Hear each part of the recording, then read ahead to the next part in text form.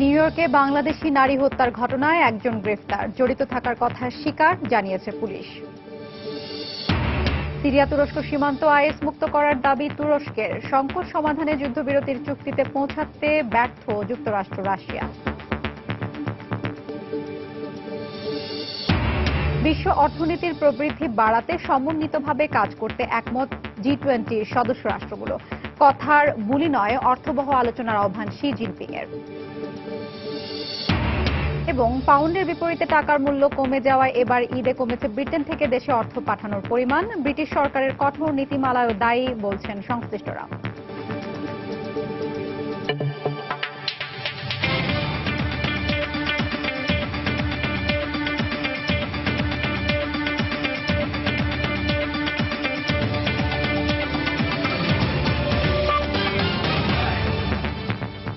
আন্তর্জাতিক সময়ের সঙ্গে আছি আমি হাফসা তুন্নেস। নিউ ইয়র্কে বাংলাদেশি নারী নাজমা খানম হত্যার ঘটনায় জনাথন গ্যালভেজ মার্টিন নামে এক তরুণের বিরুদ্ধে উদ্দেশ্যমূলকভাবে হত্যা ও অস্ত্র ব্যবহারের অভিযোগ এনেছে কুইন্স ডিস্ট্রিক্ট অ্যাটর্নি। ছিনতাইয়ের উদ্দেশ্যেই গ্যালভেজ এ হত্যাকাণ্ড চালিয়েছে বলে স্বীকারোক্তি দিলেও বাংলাদেশি কমিউনিটির দাবি এ হত্যাকাণ্ড বিদ্বেষমূলক। নিউ ইয়র্ক থেকে শিহাবুদ্দিন কিসলুর পাঠানো তথ্য ও ছবি নিয়ে ডেস্ক রিপোর্ট। নিউ ইয়র্কের জ্যামাইকায় বাংলাদেশি নারী নাজমা খানম হত্যার ঘটনায় জড়িত অভিযোগে গ্রেফতার গ্যালভেজ মার্টিনকে আদালতে নেয় পুলিশ। ঘটনাস্থলের সিসিটিভি ফুটেজ দেখে তাকে শনাক্ত করা হয়। 16 সেপ্টেম্বর আদালত তার বিরুদ্ধে প্রথম শুনানির দিন ধার্য করেছেন। 9 সেপ্টেম্বর আসামি পক্ষের আইনজীবী নিয়োগ দেওয়ার কথা রয়েছে। গ্যালভেজের বিরুদ্ধে উদ্দেশ্যমূলক হত্যার অভিযোগ আনে Queens district attorney Richard Brown. Najma খানমের হত্যাকাণ্ডের উদ্দেশ্য এখনো জানা না গেলেও এ ধরনের হামলার জন্য ডোনাল্ড ট্রাম্পের অভিবাসন বিরোধী আদর্শকে দোষারোপ করেন নিউ ইয়র্কের স্টেট অ্যাসেম্বলিম্যান ডেভিড উইপ্রিন। রাত নামলেই এই এলাকায় চলাফেরা করা তেমন নিরাপদ নয়, তাই এ বিষয়ে আমি স্থানীয় পরিবহন কমিশনারের সঙ্গে কথা বলেছি। তিনি বাড়তি আলো ও সিসিটিভি ক্যামেরা স্থাপন করার কথা জানিয়েছেন। আমি চাই এই হত্যাকাণ্ডের সুবিচার হোক। হত্যাকাণ্ডের স্থলে রোববার বিক্ষোভ সমাবেশ করে প্রবাসী বাংলাদেশিরা। হত্যাকাণ্ডটি বিদ্বেষমূলক উল্লেখ করে তারা এর সুষ্ঠু বিচার দাবি করেন। সমাবেশে অ্যাসেম্বলি ওম্যান এলিসা হাইম্যান সহ স্থানীয় মূলধারা রাজনীতিক ও প্রবাসীরা বক্তব্য রাখেন। যুক্তরাষ্ট্র জাতি, ধর্ম, বর্ণ নির্বিশেষে সবার অধিকারের পক্ষে কথা বলে। এখানে স্বাধীনভাবে যার যার ধর্মচর্চার অধিকার রয়েছে। এই মূল্যবোধের ওপর হামলা মানে গোটা জাতির ওপর হামলা। আমরা এমন ঘটনার পুনরাবৃত্তি চাই না। এইটা যদি রবারি কেস হইতো তাহলে তার থেকে যা ছিল তার নেওয়ার চেষ্টা করতো, তাতে কিছুই নেওয়া হয় নাই। এটা সম্পূর্ণভাবেই প্রমাণ করে যে এটা একটা হেট ক্রাইম। দিন দিন এখানে অনেক ক্রাইম বেড়ে যাচ্ছে, আমরা সিকিউরিটি চাচ্ছি। হেট ক্রাইম আগের চেয়ে এখানে বর্তমানে অনেক বেশি হচ্ছে। হ্যাঁ, আমরা সিকিউর ফিল করতেছি না। আমাদের বাচ্চা কাচ্চা নিয়ে আমরা এখানে বসবাস করি। হ্যাঁ, আমাদের ফ্যামিলি নিয়ে আমরা একটা ভীত এর মধ্যে আমরা বসবাস করছি। অভিযুক্ত গ্যালভেজ এক প্রবাসী বাংলাদেশির বাসায় ভাড়া থাকতেন বলে জানা গেছে। গ্রেফতারের আগের দিনই তার সন্ধানদাতার পুরস্কার $2,500 থেকে বাড়িয়ে $10,000 ঘোষণা করে কর্তৃপক্ষ। সময় সংবাদ, নিউ ইয়র্ক, যুক্তরাষ্ট্র। অস্ট্রেলিয়ার সিডনিতে বাংলাদেশি নারী ও তার সাবেক সঙ্গীর মৃত্যুর ঘটনাটি হত্যার পর আত্মহত্যার ঘটনা হয়ে থাকতে পারে বলে ধারণা করছে পুলিশ। স্থানীয় গণমাধ্যমের খবর অনুযায়ী রোববার বাংলাদেশি বংশোদ্ভূত তাসমিন বাহারের বাড়িতে তার ও তার সাবেক সঙ্গী দেব পিল্লাই এর মরদেহ পাওয়া যায়। এ সময় বাসায় তাদের 3 বছর বয়সী মেয়েকে ঘুমন্ত অবস্থায় পাওয়া যায়। তবে পুলিশ জানিয়েছে মেয়েটির শরীরে কোনো আঘাতের চিহ্ন ছিল না, তাই ধারণা করা হচ্ছে এটি হত্যার পর আত্মহত্যা। পরিবারের বরাত দিয়ে গণমাধ্যম জানায় 6 বছর একসঙ্গে থাকার পর কিছুদিন আগেই আলাদা হয়ে যান বাংলাদেশি নাগরিক তাসমিন বাহার আর দেব পিল্লাই। এরপর মেয়েকে নিয়ে স্মিথফিল্ডের অন্য বাসায় চলে যান তাসমিন। সেখানেই বাবা দিবস উপলক্ষে মেয়ের সাথে দেখা করতে এসেছিলেন দেব। তাসমিনের পরিবারের পক্ষ থেকে অভিযোগ করা হয়েছে দেব প্রায়ই তাসমিনকে মারধরের হুমকি দিত। বিষয়টি তদন্ত করছে সিডনি পুলিশ। সিরিয়া তুরস্ক সীমান্তবর্তী এলাকা আইএস মুক্ত করা হয়েছে বলে দাবি করেছেন তুর্কি প্রধানমন্ত্রী বিনালি ইলদিরিম। তুরস্ক সমর্থিত সিরীয় বিদ্রোহীদের সহায়তায় তুর্কি সেনারা সিরিয়ার উত্তরাঞ্চলীয় আজাজ এবং জারাবলুস শহর থেকে আইএস জঙ্গিদের পুরোপুরি হটিয়ে দিতে সক্ষম হয়েছে বলে জানান তিনি। এদিকে মার্কিন প্রেসিডেন্ট বারাক ওবামা বলেছেন, সিরিয়ায় স্থল অভিযান সহ আরো বেশ কয়েকটি বিষয়ে রাশিয়ার সাথে যুক্তরাষ্ট্রের মতবিরোধ থাকায় শান্তি আলোচনা এগিয়ে নেওয়ার ক্ষেত্রে খুব বেশি অগ্রগতি অর্জন করা সম্ভব হয়নি। তুরস্কের সিরিয়া সীমান্তবর্তী এলাকা থেকে আইএস এবং কুর্দি ওয়াইপিজি যোদ্ধাদের হঠাতে তুরস্ক সমর্থিত সিরীয় বিদ্রোহীদের সহায়তায় গত 24 আগস্ট থেকে অপারেশন ইউফ্রেটিস শিল্ড নামে অভিযান শুরু করে তুর্কি বাহিনী। অভিযান শুরুর পর থেকেই আইএস দমনের নামে তুর্কি বাহিনী আসলে কুর্দি যোদ্ধাদের বিরুদ্ধে এই অভিযান চালাচ্ছে বলে যুক্তরাষ্ট্রের পক্ষ থেকে অভিযোগ করা হতে থাকে। তবে রোববার সিরিয়া তুরস্ক সীমান্ত এলাকা আইএস মুক্ত করা হয়েছে বলে দাবি করেছেন তুর্কি প্রধানমন্ত্রী বিনালি ইলদিরিম। একই সঙ্গে সিরিয়ার উত্তরাঞ্চলে স্বঘোষিত কোনো কৃত্রিম রাজ্য বা প্রদেশ তুরস্ক মেনে নেবে না বলেও জানান তিনি। আমরা এই অভিযান পরিচালনা করেছি আমাদের সীমান্তের নিরাপত্তার জন্য। তুরস্ক এবং সিরিয়া তথা এ দেশ দুটির নাগরিকদের নিরাপত্তা নিশ্চিত করাই আমাদের এই অভিযানের মূল লক্ষ্য। সিরিয়ায় একটি কার্যকর যুদ্ধবিরতি চুক্তির খুব কাছাকাছি চলে এলেও সিরিয়ায় স্থল অভিযানের পাশাপাশি আরো বেশ কয়েকটি ইস্যুতে এখনো যুক্তরাষ্ট্র ও রাশিয়ার মধ্যে মতবিরোধ রয়েছে বলে জানিয়েছেন মার্কিন প্রেসিডেন্ট বারাক ওবামা। একই সঙ্গে বেসামরিক নাগরিকদের ওপর সিরীয় ও রুশ বাহিনীর বিমান হামলা সহ দেশটিতে চলমান সহিংসতা বন্ধ না হলে শান্তি প্রক্রিয়াকে এগিয়ে নেওয়া সম্ভব হবে না বলেও জানান তিনি। রোববার চীনের হাংঝুতে চলমান G20 সম্মেলনে এ বিষয়ক আলোচনা শেষে এ কথা বলেন তিনি। তবে যুক্তরাষ্ট্র ও রাশিয়া উভয়ই যে কোনো মূল্যে সিরিয়ায় শান্তি প্রতিষ্ঠায় অঙ্গীকারাবদ্ধ বলেও জানান ওবামা। এদিকে সিরিয়ার আলেপ্পো শহরের দক্ষিণ পশ্চিমাঞ্চলীয় এলাকা রুশ বিমান হামলার সহায়তায় বিদ্রোহীদের কাছ থেকে পুনরুদ্ধার করেছে সিরীয় বাহিনী। একই সঙ্গে সিরীয় যোদ্ধারা এই মুহূর্তে শহরের দক্ষিণের দিকে অগ্রসর হচ্ছে বলেও জানায় স্থানীয় গণমাধ্যম। পুনরুদ্ধারকৃত অঞ্চলগুলোর মধ্যে রয়েছে রামৌসা শহরের বিমান বাহিনী পরিচালিত একটি কারিগরি কলেজ এবং একটি অস্ত্র প্রশিক্ষণ কলেজ। অন্য কর্মকার, সময় সংবাদ। সিরিয়ার উত্তরাঞ্চলীয় গোলান মালভূমিতে সরকারি বাহিনীর অবস্থান লক্ষ্য করে গোলাবর্ষণ করেছে ইসরায়েলি বাহিনী। রোববার এক বিবৃতিতে সিরিয়ায় হামলা চালানোর বিষয়টি স্বীকার করে ইসরায়েলি প্রতিরক্ষা দপ্তর। এতে বলা হয়, ইসরায়েলের অধিকৃত ওই এলাকা থেকে সিরীয় বাহিনীর রকেট হামলার পাল্টা জবাব হিসেবে এই গোলাবর্ষণ। হামলায় হতাহতের কোনো খবর পাওয়া না গেলেও এতে গোলান মালভূমি এলাকার বেশ কয়েকটি স্থাপনা ক্ষতিগ্রস্ত হয়েছে বলে জানিয়েছে দামেস্ক। ইসরায়েল অধিকৃত এই এলাকাটিতে প্রায় দুপক্ষের মধ্যে গোলাবর্ষণের ঘটনা ঘটে থাকে।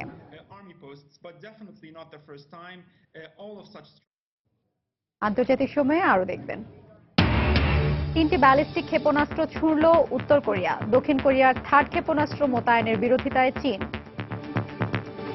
G20ভুক্ত দেশগুলোর অর্থনৈতিক প্রবৃদ্ধির হার বাড়াতে সমন্বিতভাবে কাজ করার বিষয়ে একমত হয়েছেন ফোরামের রাষ্ট্র ও সরকার প্রধানরা। চীনের পূর্বাঞ্চলীয় শহর হ্যাংঝৌতে রোববার সম্মেলনের উদ্বোধনী ভাষণে চীনা প্রেসিডেন্ট শি জিনপিং ফোরামের নেতৃবৃন্দকে কথার ফুলঝুরি নয়, অর্থবহ আলোচনা ও তা বাস্তবায়নের আহ্বান জানান।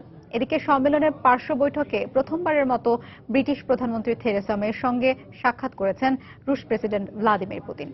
2 দিনব্যাপী সম্মেলনের আজ শেষ দিনেও মূল আলোচনার পাশাপাশি একাধিক দ্বিপক্ষীয় বৈঠক হচ্ছে। G20 ফোরামের সম্মেলনে অংশ নেওয়া বিশ্ব নেতাদের সম্মানে সোমবার রাতে জমকালো অনুষ্ঠানের আয়োজন করেন চীনা প্রেসিডেন্ট শি জিনপিং।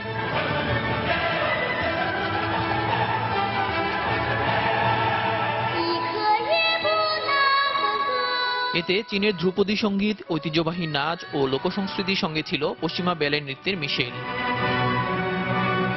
পরিবেশ সংরক্ষণকে মূল ভাবনায় রেখে উপস্থাপিত নান্দনিক এ পরিবেশনা অতিথিদের মুগ্ধ করে। এর আগে বিশ্ব নেতাদের সম্মানে নৈশভোজের আয়োজন করেন শি জিনপিং। সেখানে স্বাগত বক্তব্যে চীনা প্রেসিডেন্ট বলেন, অভিন্ন স্বার্থে বিশ্বের বিভিন্ন প্রান্ত থেকে হ্যাংঝৌতে মিলিত হয়েছেন বিশ্ব নেতারা। তাই সমন্বিতভাবে একটি দৃঢ় বৈশ্বিক অর্থনৈতিক ব্যবস্থা গড়ে তুলতে সবার সমান দায়িত্ব রয়েছে। সম্মেলনের প্রথম দিনের আলোচনায় ইস্পাত সংকট, বাণিজ্যিক বাধা দূরীকরণ ও ব্রেক্সিটের মতো বিষয়গুলো আলোচনায় উঠে আসে। প্রথম দিনের আলোচনা শেষে জার্মান চ্যান্সেলর অ্যাঙ্গেলা মার্কেল বলেন, G20ভুক্ত দেশগুলোর অর্থনৈতিক প্রবৃদ্ধির হার বাড়াতে সমন্বিতভাবে কাজ করার প্রয়োজনীয়তার বিষয়ে একমত হয়েছেন রাষ্ট্র ও সরকার প্রধানরা। এর আগে রোববার বিকেলে উদ্বোধনী ভাষণে শি জিনপিং বলেন, কর ফাঁকির কারণে বিশ্ব অর্থনীতিতে ঝুঁকি বাড়ছে। সংরক্ষণবাদের নীতি এড়িয়ে বাণিজ্য ও বিনিয়োগ বাড়াতে ফোরামের নেতাদের প্রতি আহ্বান জানান তিনি। শুধু কথা ও প্রতিশ্রুতির ফুলঝুরি নয়, বিশ্ব অর্থনীতির চ্যালেঞ্জগুলো মোকাবিলায় রূপরেখা প্রণয়ন ও বাণিজ্য বাধা দূর করতে কার্যকর পদক্ষেপের আহ্বান জানান তিনি। সামষ্টিক অর্থনীতিতে আমাদের সহযোগিতা বাড়াতে হবে। বিশ্ব অর্থনীতিকে ত্বরান্বিত করতে ও স্থিতিশীলতা ধরে রাখতে আমাদের মুক্ত অর্থনৈতিক ব্যবস্থায় আরও অবদান রাখতে হবে। এর জন্য বাস্তবসম্মত পদক্ষেপ নেওয়া প্রয়োজন। সোমবার সম্মেলনের দ্বিতীয় ও শেষ দিনেও মূল আলোচনার পাশাপাশি একাধিক দ্বিপক্ষীয় বৈঠক অনুষ্ঠিত হয়। দক্ষিণ কোরীয় প্রেসিডেন্ট পার্ক গিউন হাইয়ের সঙ্গে বৈঠকে দেশটিতে যুক্তরাষ্ট্রের থার্ড প্রতিরক্ষা ব্যবস্থা মোতায়েনের বিষয়ে চীনের আপত্তির কথা পুনর্ব্যক্ত করেন প্রেসিডেন্ট শি জিনপিং। উত্তর কোরিয়ার অব্যাহত হুমকি মোকাবিলায় আত্মরক্ষার স্বার্থে এই ব্যবস্থা বলে চীনা প্রেসিডেন্টকে জানান পার্ক। রোববার প্রথমবারের মতো ব্রিটিশ প্রধানমন্ত্রী থেরেসা মের সঙ্গে বৈঠকে দুই দেশের সম্পর্ক উন্নয়নের আশা প্রকাশ করেন রুশ প্রেসিডেন্ট ভ্লাদিমির পুতিন। এটা সুস্পষ্ট যে ব্রিটিশ প্রধানমন্ত্রীকে অনেকগুলো চ্যালেঞ্জের মুখোমুখি হতে হচ্ছে। আমরা আমাদের লক্ষ্য পূরণে এমন অবস্থার মোকাবিলা করছি। আমাদের দ্বিপক্ষীয় সম্পর্কের উন্নয়ন করা গেলে যুক্তরাজ্যের সামনের দিনগুলো আরো সহজ হতে পারে। এদিন পুতিন ফরাসি প্রেসিডেন্ট ফ্রাঁসোয়া ওলাদের সঙ্গে দ্বিপক্ষীয় বৈঠকে বসেন। মার্কিন প্রেসিডেন্ট বারাক ওবামার সঙ্গেও পুতিনের বৈঠক হতে পারে বলে রুশ সংবাদ সংস্থা রিয়া নভোস্তিকে জানিয়েছেন ক্রেমলিনের মুখপাত্র দিমিত্রি পেসকভ। সম্প্রতি পাউন্ডের বিপরীতে টাকার মূল্য একেবারে কমে যাওয়ায় এবারের ঈদে ব্রিটেন থেকে দেশে অর্থ পাঠানো কমে গেছে। এছাড়া দরপতনের পাশাপাশি টাকা পাঠাতে ব্রিটিশ সরকারের কঠোর নীতিমালাকেও দায়ী করছেন সংশ্লিষ্টরা। লন্ডন প্রতিনিধি শোয়েব কবিরের রিপোর্ট। প্রতি বছরই ঈদ শুরুর আগে দেশে টাকা পাঠান প্রবাসীরা, তাই এই সময়টাতে সরকারের রেমিটেন্স প্রবাহ বেড়ে যায় কয়েক গুণ। তবে এবারের চিত্র খানিকটা ভিন্ন। এই বছরে আমরা আসলে তেমন টাকা পাঠাতে পারছি না, কারণ টাকার রেটটা খুবই কম। তাই নিয়ে আমরা খুব সংখ্যার মধ্যে আছি। দেশের সব জিনিসপত্রের দাম, এদিকে পাউন্ডের রেট কম, এই হিসাবে টাকাটা তেমন পাঠানো যাচ্ছে না।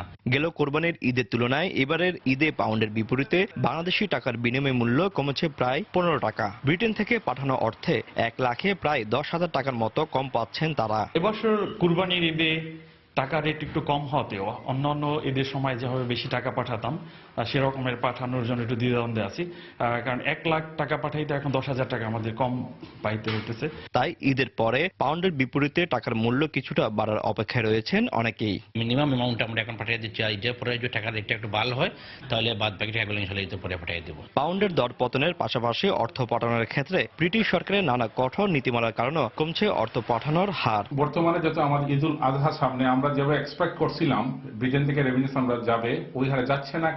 কারণ হচ্ছে যে রেটটা এত কম, অনেক কমে গেছে। শুধু বাংলাদেশ না, অন্য দেশে কমেছে। তার সঙ্গে সঙ্গে ব্রিটিশ গভর্নমেন্ট এফসি যে বডিতে আছে, বডিতে এত রুল রেগুলেশন নিয়ে আসছে, তাদের জন্য অনেক টাকা পাঠাতে পারছে না। বৈদেশিক অর্থ প্রেরণকারী প্রতিষ্ঠানগুলো বলছে গেল বছরের তুলনায় এবার ব্রিটেন থেকে বাংলাদেশে ঈদে 25% রেমিটেন্স কমে যাবে। দেশে ফেলে আসা পরিবার পরিজন আত্মীয় স্বজনদের কোরবানি ঈদ আনন্দময় করতে ব্রিটেন প্রবাসীরা প্রতি বছর বিপুল সংখ্যক রেমিটেন্স পাঠিয়ে থাকে। তবে এবার পাউন্ডের বিপরীতে টাকার দর কম হওয়াতে এই হার কমে গেছে অনেকাংশে। প্রবাসীরা রেমিটেন্স পাঠানো নিয়ে রয়েছেন নানা দ্বিধাদ্বন্দ্বে। শোয়েব কবির, সময় সংবাদ, লন্ডন। যৌন কেলেঙ্কারির অভিযোগে যুক্তরাজ্যের লেবার পার্টির এমপি ভারতীয় বংশোদ্ভূত কেইথ ভাজকে পদত্যাগের জন্য চাপ দেওয়া হচ্ছে বলে জানিয়েছে বিবিসি। সম্প্রতি গণমাধ্যমে ফাজের বিরুদ্ধে বিবাহ বহির্ভূত সম্পর্ক রাখার অভিযোগ উঠে আসে। সবশেষ জানা যায় ফাজ 2 যৌনকর্মীকে তার লন্ডনের ফ্ল্যাটে যেতে বলেন। ফাজের ব্যাংক অ্যাকাউন্টের স্টেটমেন্টের একটি কপিতে দেখা যায় দুবার ওই 2 যৌনকর্মীর অ্যাকাউন্টে মোট 300 পাউন্ড পাঠান তিনি। ফাজকে এ বিষয়ে জিজ্ঞাসা করা হলে তিনি এসব অভিযোগ অস্বীকার করেন এবং মানহানির মামলা করার কথা জানান।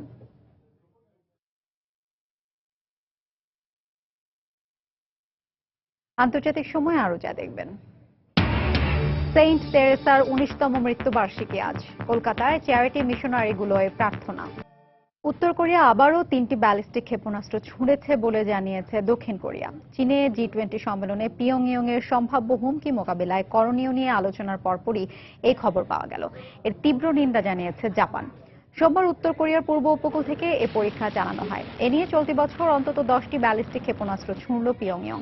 এর আগে গত মাসের শেষ দিকে সাবমেরিন থেকে ক্ষেপণাস্ত্র উৎক্ষেপণ করে ব্যাপক সমালোচনার মুখোমুখি হয় উত্তর কোরিয়া। এদিকে পিয়ংইয়ং এর হুমকি মোকাবিলায় দক্ষিণ কোরিয়ায় মার্কিন 3 ক্ষেপণাস্ত্র মোতায়েনের ঘোষণা দিলেও রোববার G20 সম্মেলনে চীনা প্রেসিডেন্ট শি জিনপিং এর বিরোধিতা করেন। এমনটা হলে এ অঞ্চলের শান্তি ও স্থিতিশীলতা নষ্ট হবে বলে উল্লেখ করেন তিনি।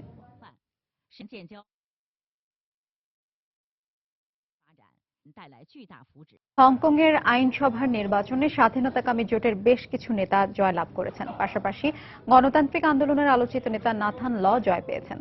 সোমবারই আনুষ্ঠানিকভাবে পূর্ণাঙ্গ ফলাফল ঘোষণার কথা রয়েছে। 2014 সালে শুরু হওয়া গণতান্ত্রিক আন্দোলনের পর গতকালই দেশটির সবচেয়ে বড় নির্বাচন অনুষ্ঠিত হয়।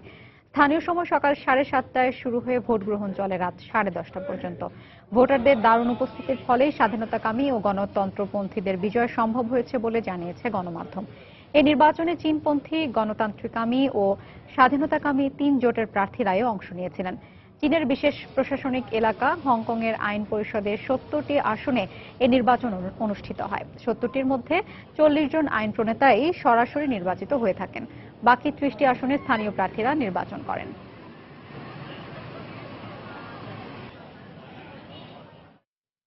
জার্মানির উত্তর পূর্বাঞ্চলীয় ম্যাকলেনবার্গ ও ওয়েস্ট পোমেনারিয়ার স্থানীয় নির্বাচনে চ্যান্সেলর অ্যাঙ্গেলা মার্কেলের ক্ষমতাসীন দল ক্রিশ্চিয়ান ডেমোক্রেটিক ইউনিয়নের শোচনীয় পরাজয় হয়েছে। মাত্র 19% ভোট পেয়ে তৃতীয় হয় দলটি। নির্বাচনে 30% ভোট পেয়ে বিজয়ী হয় বামপন্থী এসপিডি। এছাড়াও অভিবাসন ও মুসলিম বিরোধী দল অল্টারনেটিভ ফুয়ের ডয়েচেল্যান্ড 21% ভোট পেয়ে দ্বিতীয় স্থানে রয়েছে। 2017 সালে পার্লামেন্টারি নির্বাচনের আগে রাজনৈতিক দলগুলোর জনপ্রিয়তা যাচাই স্থানীয় নির্বাচনের ফলাফলকে গুরুত্বপূর্ণ বলে মনে করছেন বিশ্লেষকরা। চ্যান্সেলর অ্যাঙ্গেলা মার্কেলের অভিবাসন বান্ধব নীতির কারণেই তার দলের ভরাডুবি বলে মনে করা হচ্ছে।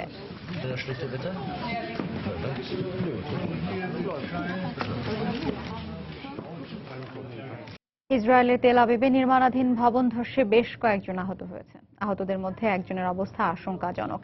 এই ঘটনায় অন্তত 20 জন নিখোঁজ আছে বলে জানায় স্থানীয় গণমাধ্যম। ধারণা করা হচ্ছে তারা ধ্বংসস্তূপে আটকে আছে। সোমবার রাজধানীর রামাত হাচায়াল এলাকার কনস্ট্রাকশন সাইটে 4 তলার একটি ভবনের উপর ক্রেন আছড়ে পড়লে এই দুর্ঘটনা ঘটে। এই ঘটনায় নির্মাণাধীন ভবনের ছাদের একাংশ ধসে পড়ে। দুর্ঘটনাস্থলে এরই মধ্যে শুরু হয়েছে উদ্ধার অভিযান।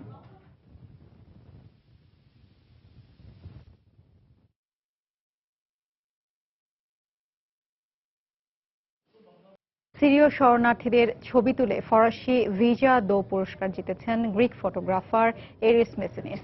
বিবিসি জানিয়েছে দায়িত্ব পালন এবং একই সঙ্গে এক শরণার্থী শিশুর জীবন বাঁচানোয় এই পুরস্কার পেলেন তিনি। এর আগেও যুদ্ধক্ষেত্রে তোলা ছবির জন্য বেশ কয়েকটি পুরস্কার জেতেন তিনি। গ্রিসের লেসবস দ্বীপমুখী সিরীয় শরণার্থীবাহী একটি নৌকার ছবি তুলে এবার পুরস্কার জিতেছেন এরিস। এছাড়া সমুদ্র থেকে ছোট একটি শিশুকে বাঁচানোর জন্য ব্যাপক প্রশংসিত হয়েছেন তিনি।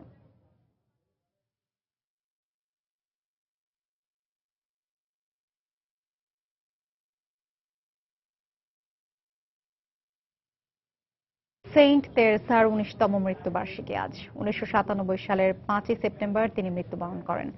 মাদার তেরেসার মৃত্যুবার্ষিকীতে বিশ্বব্যাপী তাঁকে স্মরণ করছে গভীর শ্রদ্ধা ভরে। এ উপলক্ষে কলকাতায় বিশেষ প্রার্থনার আয়োজন করে তাঁর প্রতিষ্ঠিত সংগঠন মিশনারি অব চ্যারিটি। সোমবার দিনের শুরুতেই প্রার্থনা ও শ্রদ্ধার সঙ্গে স্মরণ করা হয় মানবতার মহীয়সী নারী মাদার তেরেসাকে। কলকাতার মিশনারি অফ চ্যারিটিতে সেন্ট তেরেসার 19তম মৃত্যুবার্ষিকীতে আয়োজিত বিশেষ প্রার্থনায় মিশনারিজের সন্ন্যাসী ছাড়াও সমবেত হন সাধারণ লোকজন। রোববার ভ্যাটিকান সিটিতে মাদার তেরেসাকে সেন্ট উপাধিতে ভূষিত করায় তাকে হারানোর দুঃখ ভুলে আনন্দ প্রকাশ করেন তার ভক্তরা। মাদার তেরেসা 1910 সালের 26 আগস্ট বর্তমান মেসিডোনিয়ায় জন্মগ্রহণ করেন।